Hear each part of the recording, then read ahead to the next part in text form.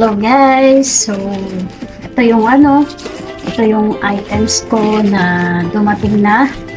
So in-order ko siya sa Shopee. So ngayon ko lang siya i-unbox. Okay. Tignan natin guys ha. Kasi gusto ko siyang i-set out para dito sa bahay.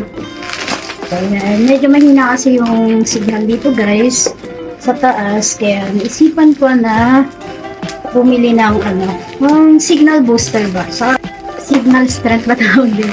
Sa pampalakas ng yung wifi, ang tawag pala dito guys ay signal booster or signal extender. So sa baba naman kasi guys, is naman, bot naman niya. Yan. So ito guys, yung binili ko na pipili para yung signal ng internet namin is abot hanggang dito sa taas. Ayan. So, medyo hirap ako, pati signal ko hirap. So ayan guys, i-unbox natin yan. Ayan, i-unbox na natin to. So hindi ko alam kung paano, pero hindi gumagana. Why is that working, huh? It's not working too. Ayan. So, guys, bago-bago. And, ito pala is nabili ko sa Shopee. Ayan.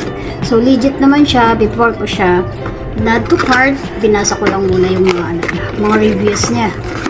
So, ayan. Okay. Ayan, guys. Ooh. Maliit lang siya. Ayan. So, disaksak lang pala siya ha. Ayan. Yan. Yan. So, disaksak lang siya. Uy, maganda ha. In fairness. Ayan guys. Quality. Okay.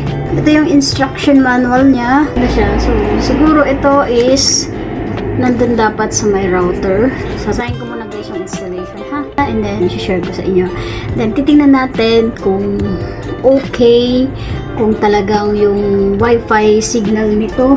Kasi sabi dito guys, ito ay mesh wifi extender. So kung mahina yung internet connection nyo and hindi abot sa second floor, so ito yung mga nire-recommend, and ito din yung sinerge ko siya sa Shopee. So kung may hina yung signal mo sa taas, kasi ako nasa second floor, so minsan struggle ako sa paghahanap ng signal. So dahil maganda yung reviews niya guys, inano ko siya, trinay ko. So install lang natin guys yung wifi extender, but of course bago i-install, kailangan muna natin mag-download ng TP-Link Tether, and then kung wala kang account, mag-sign up ka.